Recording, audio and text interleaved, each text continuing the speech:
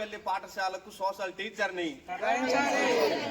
కేటాయించాలి, సోషల్ టీచర్ని కేటాయించాలి, హిందీ టీచర్ని కేటాయించాలి, హిందీ టీచర్ని డిప్యుటేషన్ మీద పంపించిన హిందీ టీచర్ని డిప్యుటేషన్ మీద పంపించిన సోషల్ టీచర్ని డిప్యుటేషన్ మీద పంపించిన సోషల్ టీచర్ని ఓకే ఓకే.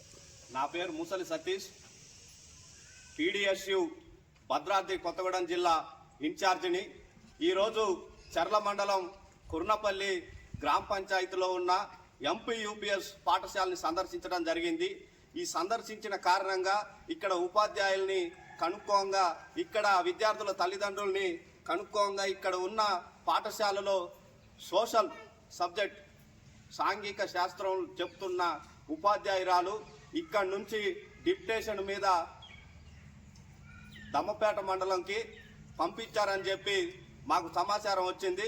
సమాచారం వచ్చిన కారణంగా ఈరోజు DEO నాగలక్ష్మి మేడంకి ఫోన్ ద్వారా ఆమెని సందర్శించడం జరిగింది.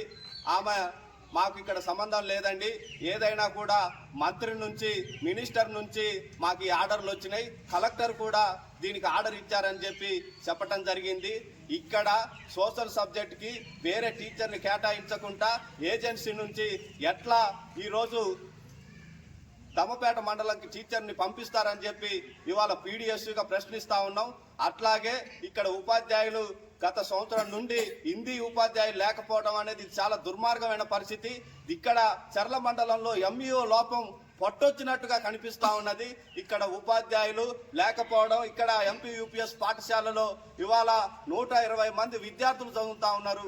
దీంట్లో ఒక సబ్జెక్టుకి ఒక టీచర్ ఉండాలి, కానీ 6 సబ్జెక్టులలో ఇవాళ సోషల్ టీచర్ని తీసేది ఈరోజు 5 టీచర్లే ఉండటం జరిగింది.